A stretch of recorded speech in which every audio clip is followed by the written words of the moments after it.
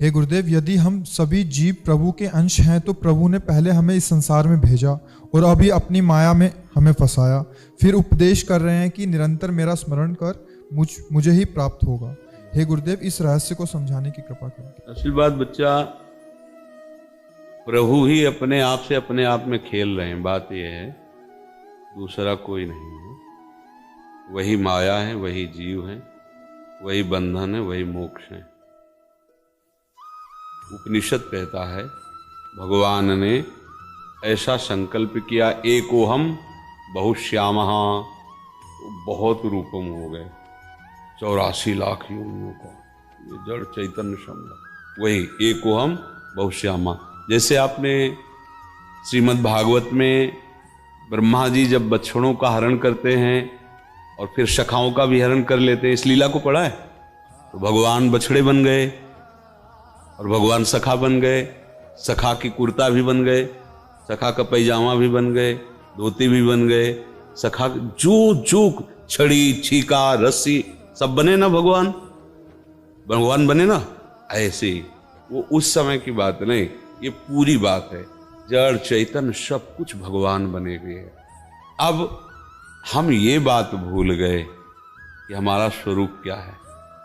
एक चौपाई अगर सुनी हो, सोई जाने जे देहु जनाई, तो क्या लिखा है, जानत तुम्हें। जब आप जानोगे तो क्या जानोगे, कि आप भी वही हैं। समझ रहे हो ना? रहस्य को समझना चाहिए। किसी भी खेल के आंतरिक रहस्य को समझ जाओगे तो खेल पर विजय प्राप्त कर लोगे। जब कोई यहां जान पाता है तो यही जान पाता है वही मैं हूं जिसकी मैं खोज कर रहा था, दूसरा कोई नहीं।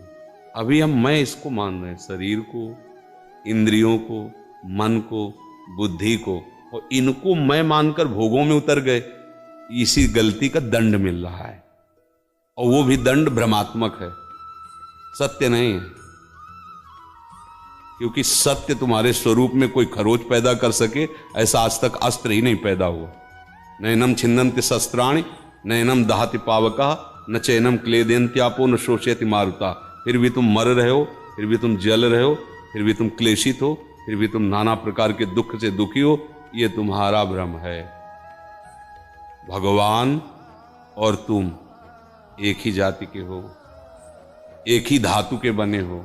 जैसे भगवान में खरोच नहीं पैदा हो सकती, ऐसे तुम्हारे स्वरूप में नहीं हो सकती। जैसे भगवान सुख सिंधु है ना, तो तुम क्या हो, चेतन अमल सहज सुख राशि हो ना। वो चैतन्य घन है, तुम भी चैतन्य घन। वो अमल है, तुम भी तो अमल हो।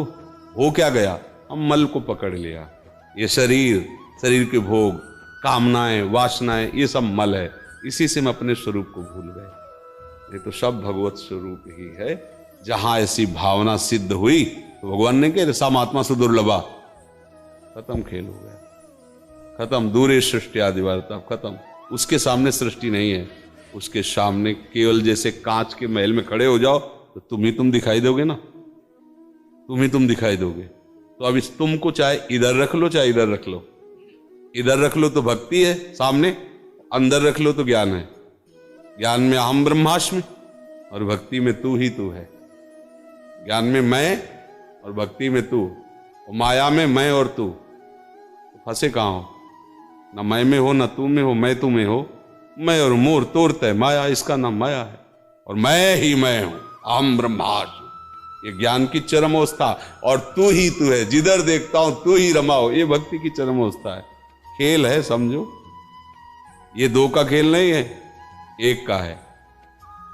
समिट जाओ, एक में आ जाओ तो फिर दिखाई देगा हाँ एक ही है, दूसरा नहीं। ब्रह्मा जी ने देखा कि बछड़े और सखाओं को तो हमने सुला दिया अपनी माया के द्वारा, ये कौन है? उतने वैसे ही रंग के, वैसे ही सखा, उतनी अवस्था, उतनी छड़ी छीका सब। भगवान ने ज्ञान दृष्टि, वो श्री कृष्ण ही बने हुए, वही बछड़े बने, वही सब बने। मतलब बछड़ों के गले में घंटी, तो घंटी भी श्री कृष्ण, रस्सी भी श्री कृष्ण, साफ श्री कृष्ण। और 1 वर्ष तक वो ये लीला करके दिखाई ले। 1 वर्ष तक, यहां का 1 वर्ष ब्रह्मलोक का कितना, जैसे ऐसे कमल की पंखुड़ी ली और सुई से छेदा, इतने समय वहां का ब्रह्मलोक का और यहाँ के 1 वर्ष हो गया। भगवान ने किसी को फंसाया नहीं है, भगवान अपने आप में फंस गए हैं। इसीलिए आप अपने द्वारा अपना उद्धार कर लीजिए, कोई समस्या नहीं। समुद्र के ऊपर जो तरंग डोल रही है वो और कुछ नहीं, समुद्र ही है। तरंग नाम केवल इसलिए पड़ा है कि उसमें वायु विकार घुस गया है।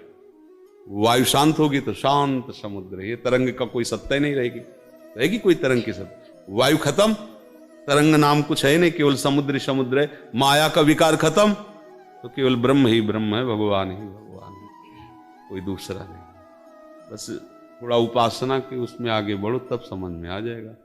वो अपने आप से अपने आप में खेल रहे हैं, आप उनसे अलग अपने को मान गए, इसीलिए दुखी भी हो रहे हो। प्रभु से आप अलग मानकर अपनी सत्ता स्थापित की हो, इसलिए तुम्हें दंड मिल रहा है, इसलिए तुम दुखी हो रहे हो। मान रहे हो ना अलग प्रभु से अपने को। देखो ना, ये अगर कोई भी बात करे तो इसी पे होके बात करेगा कि मैं शरीर, अंदर ये बैठा हुआ है, ज्ञान विज्ञान बगारो चाहे जितना, ये अंदर बैठा हुआ है मैं, मतलब ये बात बड़ी कठिन है। यद्यपि मृषा पर छूटति कठिन है, इसीलिए फिर मानी संख्या से सवाल हल कर लेते हैं। माना प्रभु हमारे गुरुदेव हैं, गुरुदेव हमारे प्रभु हैं, और उनकी आज्ञा का पालन किया तो पहुंच गए। कहाँ पहुंच गए? जो वो है वही मैं। जब पता चला तो कुछ और निकले ही नहीं वही, और वो जीवन मुक्त हो गया। जीवन मुक्त कब हुआ? जब उनको जान गया। उनको किनको? अपने को जान गया। चाहे इधर जानोगे तो इधर का अनुभव हो जाएगा, इधर जानोगे तो इधर का अनुभव हो जाएगा। भगवान श्री राम कह रहे मम दर्शन फल परम अनुपा, जीव पाव निज सहज स्वरूपा। जब कोई हमारा दर्शन पाता है तो उसे स्वरूप बोध हो जाता है, ज्ञान हो जाता है। क्या? अब मैं और तू नहीं रहा, उधर भी वही इधर। एक बार श्री हनुमान जी महाराज राम जी के चरणों को ऐसे ऐसे सहला रहे थे, तो वशिष्ठ जी और भी बड़े बड़े ज्ञानी महात्मा बैठे थे। तो हनुमान जी के श्री मुख से सुनने के लिए कहा, हनुमान तुम कौन हो और इनसे क्या संबंध है? हनुमान जी ने कहा, शरीर भाव से मैं दास हूं और ये मेरे स्वामी हैं।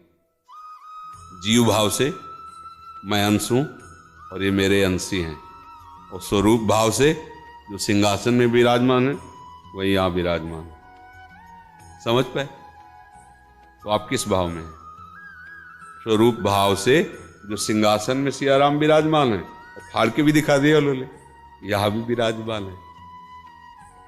खेल एक का ही हो रहा है, बस अंतर। जैसे जानने वाला नथ, कुंडल, हार और भी श्रृंगार के आभूषण, उसमें एक ही बात बोलेगा, सोना है। वैसे बहुत नाम रूप दे दिए गए, नथ है, कंकण है, ये बोलो कुछ भी है क्या? सोना है। बोलो कुछ भी है क्या? श्री कृष्ण।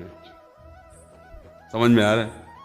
आ जाएगा तो महात्मा बन जाओगे अंदर से, नहीं समझ में आएगा तो इसी में भटकन शुरू रहती है। सारे शास्त्र इसी को समझा रहे हैं।